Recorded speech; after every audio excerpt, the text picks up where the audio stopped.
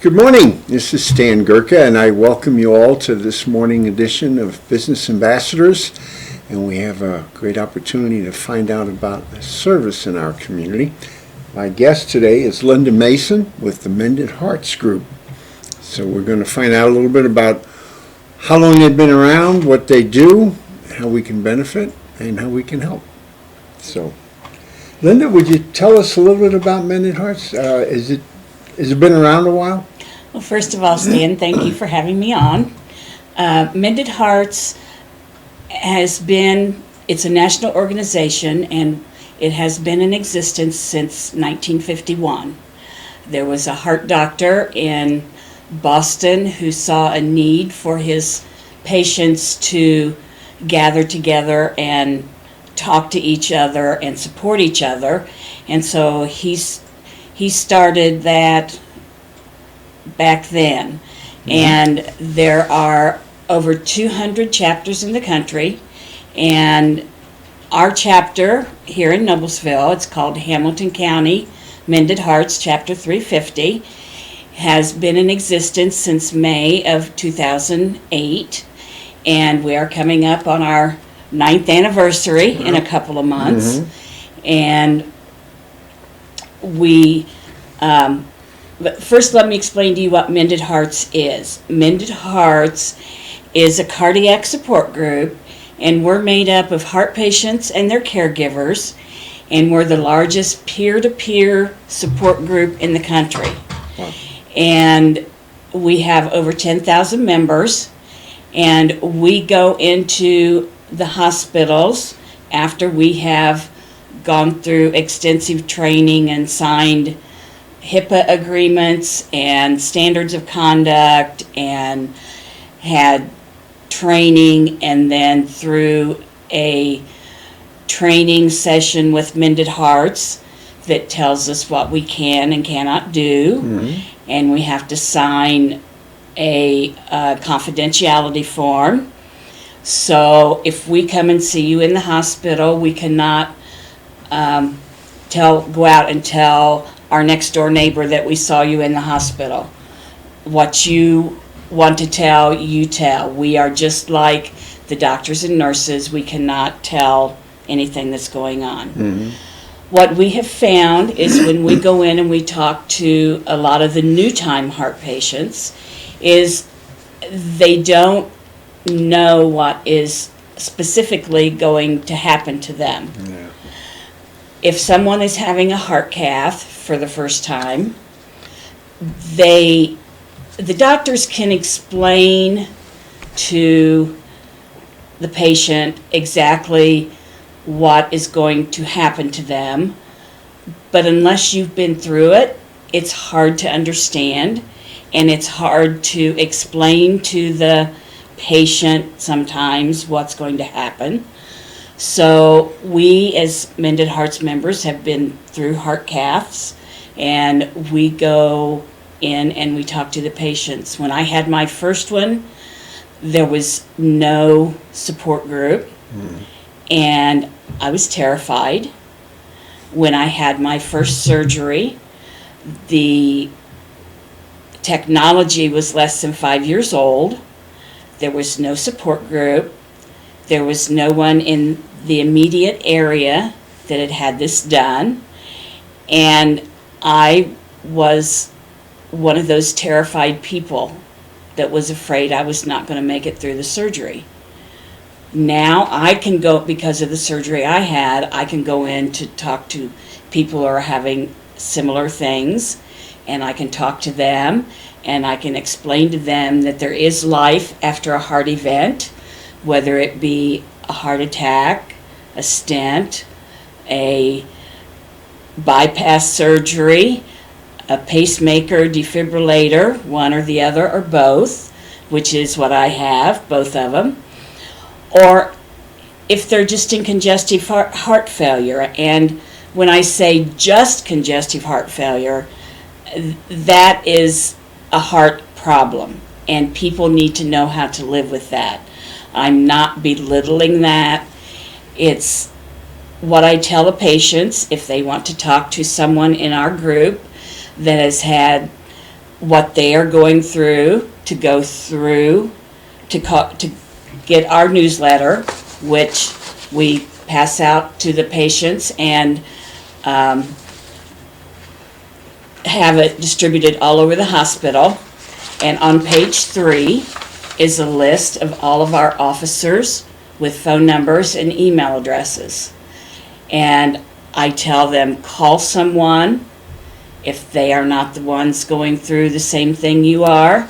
We have everything in our group, all members, from congestive heart failure clear up to, we do have a heart transplant patient that people can talk to.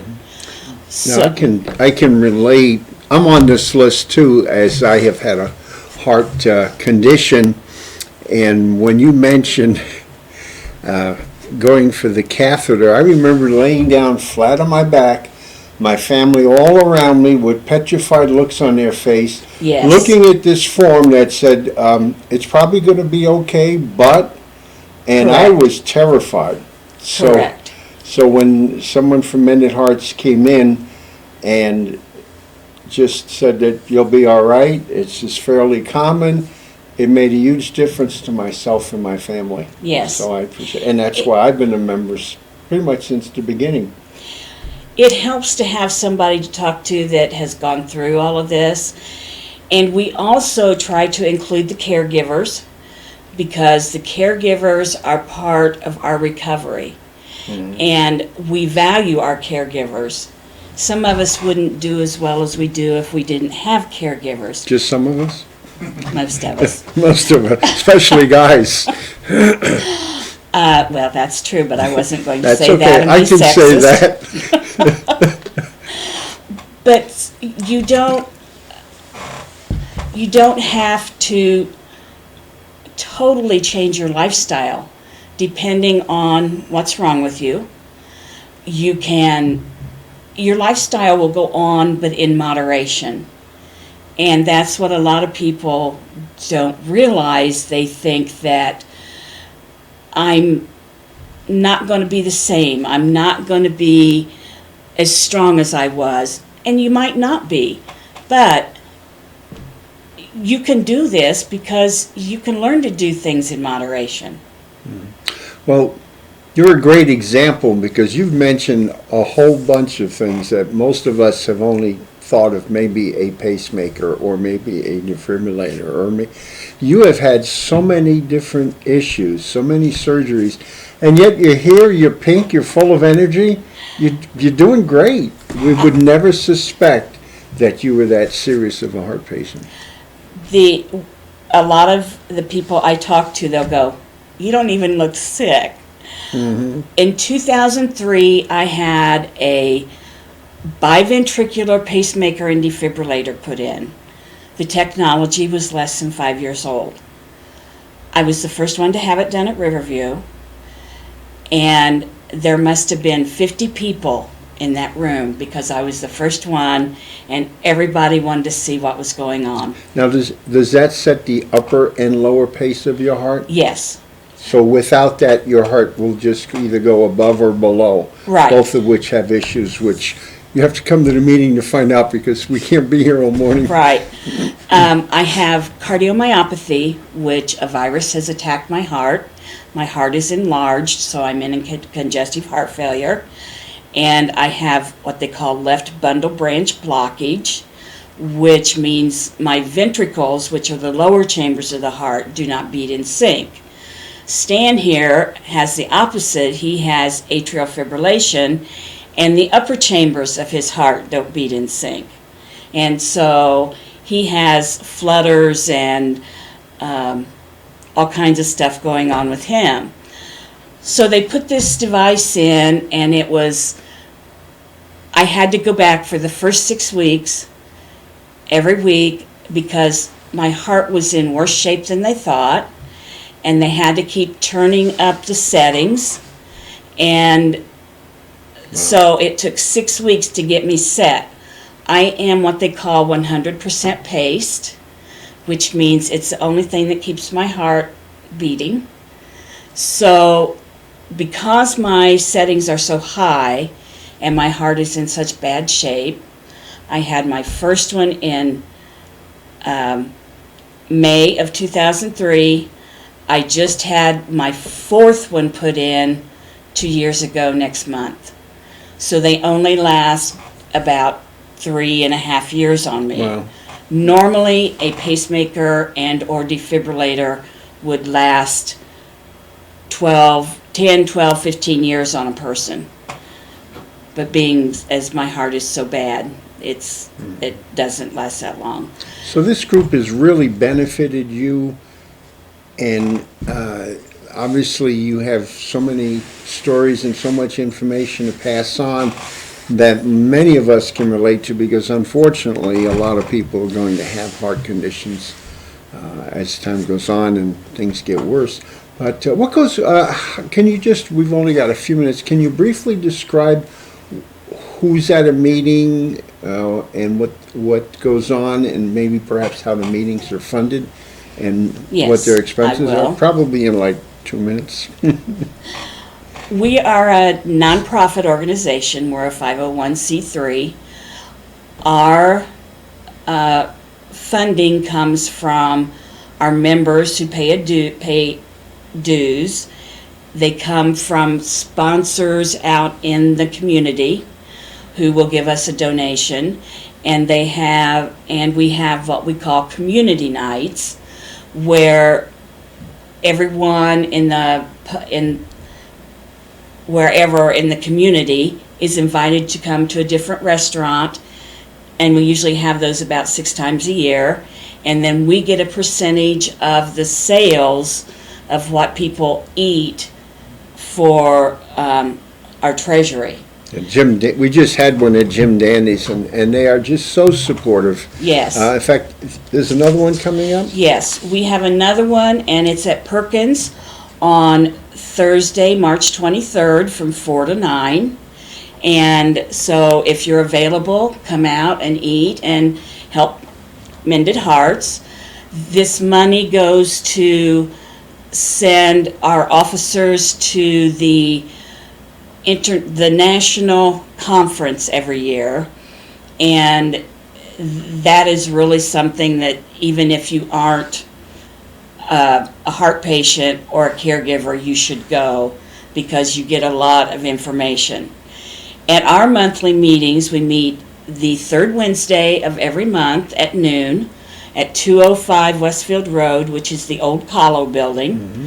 We meet at noon. We have a lunch that the hospital provides, and we have speakers.